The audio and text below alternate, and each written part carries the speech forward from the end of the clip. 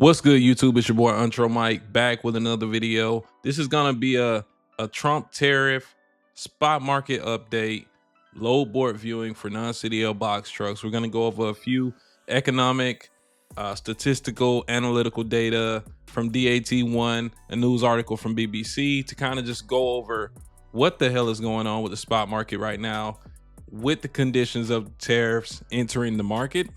It's something that we're not going to be able to see right now as far as changes, but it's going to be very interesting as we track the data to see if there will be any major changes coming in the future, how this will affect us in the future, and of course, going over your guys' search requests with DAT1 every single week for places that you may want to haul freight. So let's jump into the video. Make sure before we do, hit the like button, subscribe to the channel, and drop down a comment on something you want to see next video. Until then, it's your boy Intro Mike. I enjoy you guys for tuning in. Let's get to the video. I've been wanting this shit forever. I've been in the field with whatever they throw at me. Brush it off, pick myself up, moving on to the better. Hey. Ain't no errors, baby, it's a new era. I wake up early feeling rich like I'm Kesha. I get to the paper, boy. Extra. Fuck with me, you know that I got it. Come with me, let's take a trip to the islands. We up on the jet, we'll do more than just fly on it. Stand on that hill, you gon' die on it. Boom, boom. Baby, I'm not one of them, you should try on it. Miss me with all that, I'm on it and next. Fuck this up, I send you back to your ex. But good luck with that, this is big as it gets. So as you can see here, this is the latest news. This dropped 50 minutes ago. Trump's top tariffs for worst offenders take effect. Now, the only thing I want you guys to pay attention to right here, as we zoom in, is that tariffs ranging from 11% to 104% now apply to imports from around 60 trade partners, which Trump has dubbed the worst offenders for what he considers unfair trade practices. China has since hit back by raising import duties on U.S. goods arriving to China to 84%, excuse me. So this is going to be super interesting as we dive into market data for DAT1 to kind of see how the van rates are, because you guys as a 26-foot box truck are half of a dry van. Of course, you guys are a straight truck instead of a combination vehicle, but this still will apply to you, right? So as far as van demand and capacity, let's start off with the load to truck ratio. The load to truck ratio basically means for every truck that's in the area, there are loads available per truck, right? So areas where there are more loads to truck ratio generally means that you'll have a better time negotiate for freight. There's a higher demand for carriers. There's going to be more tender rejections, leaving rates to then, of course, increase over time. Now, what's funny is the data isn't necessarily reflecting that, as far as like the Southeast having and South Central having the best load to truck ratio along with the Northeast. But if you go over to the national van rates, if we check the national van rates, it's not necessarily the opposite, but you got South Central, that makes sense for it to be second place. But the Midwest, although it only had about a 2 to 5 load to truck ratio, is still doing better than the Southeast, which I kind of found pretty strange.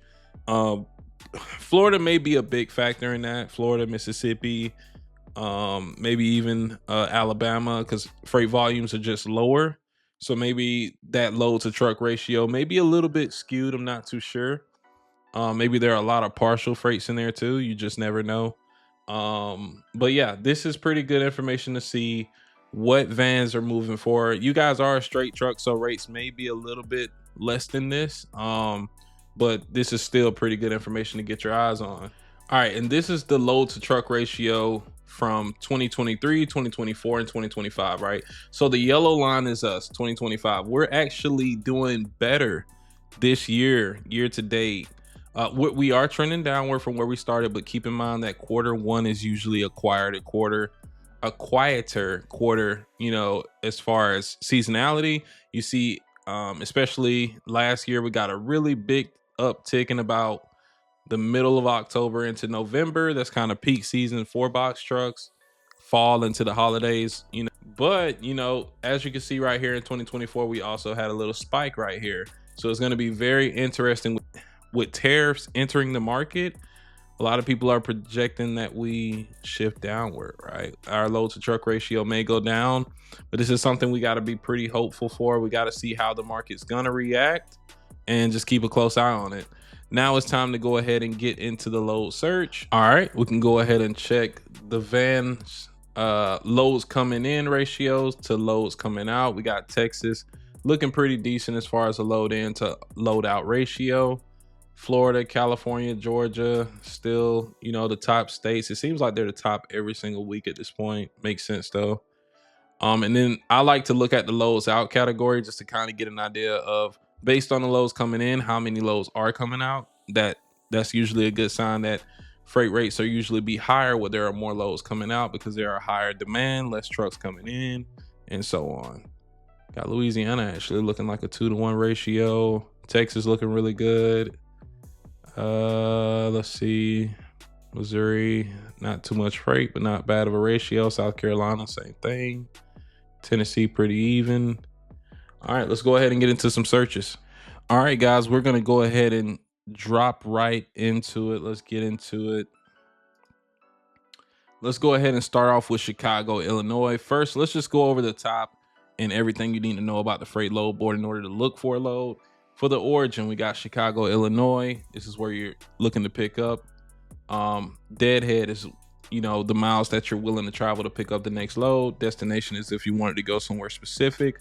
We usually never put anything in here unless we're traveling home or we got a partial going into the same direction, because usually the more specific you are for a load, the harder it'll be to find freight. Okay, so you go from 84 results to 4, so just keep that in mind. Then for equipment, for a straight box truck, 90% of your loads are going to be with straight box truck. You also have van and van liftgate. Those are the most 2 other common ones that you would put for DAT. For load type, we're going to put full and partial, length 26 feet, weight 10,000 pounds. And as far as the date, we're going to look for today and tomorrow, which is the 9th and the 10th. And we're going to leave this open and search. All right. So the highest rate, let's just start there, is $2,500 going from Iowa to Maine. About 1,400 miles for $2,500. Not the best load, $1.83. It's also showing this for a van partial. So this is one where if you're a straight box truck, shoot your shot, see if it's something you can take. And if you can, perfect. If not, keep calling. It's just one of those situations, right? We got one from Elk Grove Village, Illinois to San Diego, California. 3K pounds, needs 250K cargo insurance. That's a little bit much to be asking for $1.06 a mile, right? And make sure you guys, while we're viewing this, I'm about to go to the highest rate per mile.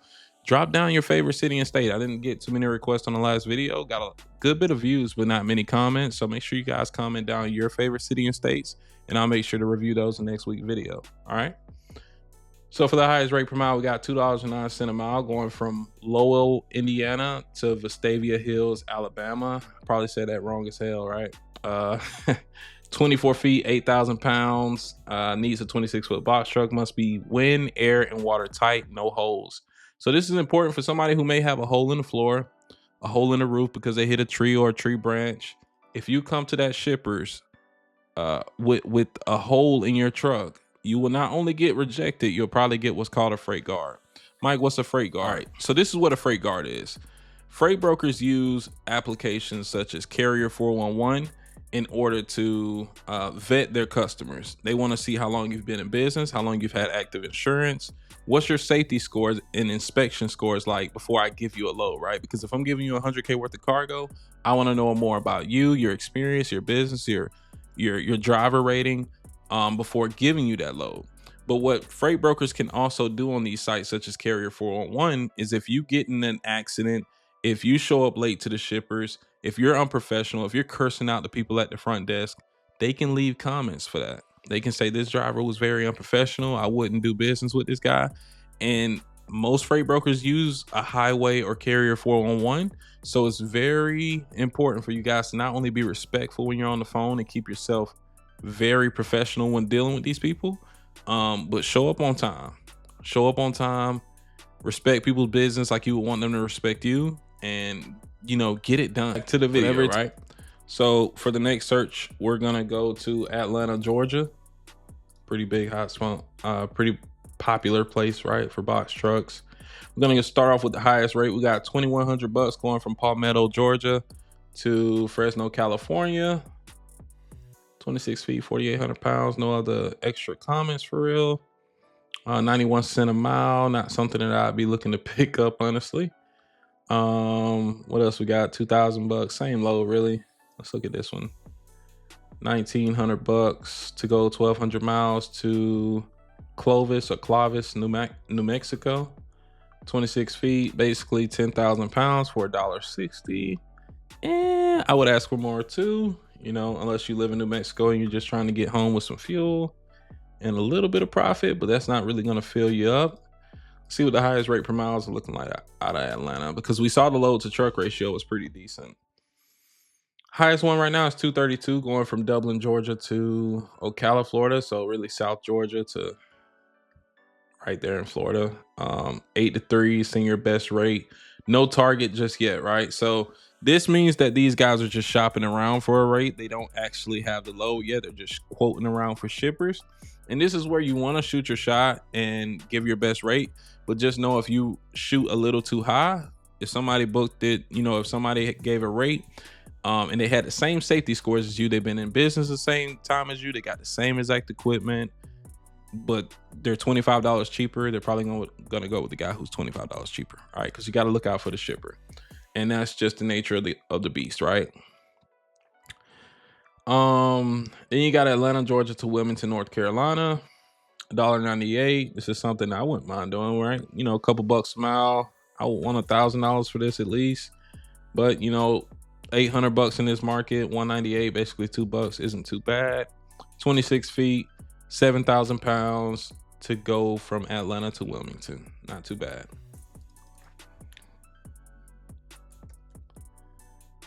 Let's see what the Northeast is looking like. Let's go to Philadelphia, California. Make sure you guys drop down and comment on what you guys want to see next. I didn't see many requests, right? For the highest rate, we got $2,500 going to Aurora, California. Not California, Colorado.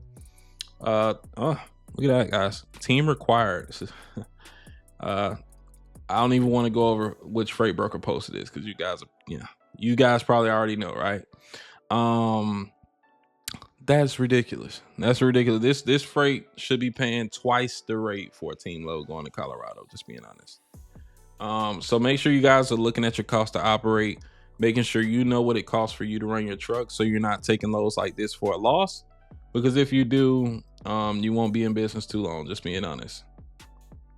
And as far as the highest rate per mile we got is at Shoemakersville, I guess, Pennsylvania to Willimantic, Connecticut. So you got 2 drops. It's probably why it's the highest rate per mile, because it's really 322 miles. Yeah. So at least the broker had the decency to put the comments and commodity. So it's driver assist mattresses and it's 2 drops. Like, that's a lot to have to get, not even 233 a mile, really about 180 after you include the fact that it's 322 miles, and then you got to add the deadhead too. That's probably not even $1.60 at that point, $1.50. So not too worth it at all. That's not something I would be picking up unless I negotiated at least $1,000 like minimum. For driver assist, I'm doing $150 to $200 minimum. And for the loaded miles of $300, I need a minimum of $253 a mile just to make it worth it. And in this economy, so negotiate. Newark, New Jersey to Knoxville, Tennessee. 26 feet, 5,000 pounds, only $1.33. Not the best load in the world. All right. Let's go to Columbus, Ohio.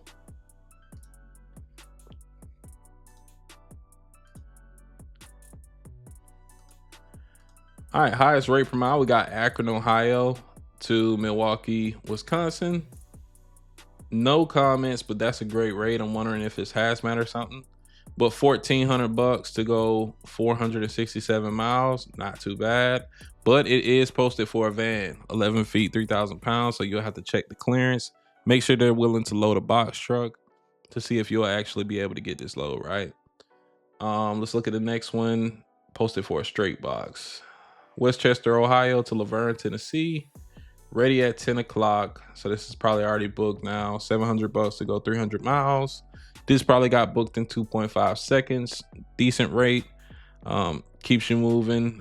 Maybe they got another 50 to $100 and they are on and moving. Look at the highest rate coming out of Columbus, Ohio. We got $2,500 going from Columbus, right out of the heart of Columbus, to Montclair, California. Danielle Murphy is probably who you need to contact to get this load. It's paying $1.13. Not the shiniest object ever. Boulder, Colorado picks up 8 to 10. Rate $1,700, $1.32. Like, this is just upsetting me to see loads going to Colorado for this cheap. Given the fact that Colorado is a dead zone, just being completely honest. And we're just gonna leave it at that. We're gonna leave it at that. I think we reviewed enough of the hot zones in this video. I still, like I said, I want to urge you guys, drop down a comment of your city and state, or a question, a general question about the load board that you want me to cover in the next video, and we can go over it next week. Until then, I hope you guys enjoyed this video. I enjoyed making it. See you guys next time. Peace. Hey, Bill, I'm in the mood for a switch up. I hit the function, hit the rose till I hit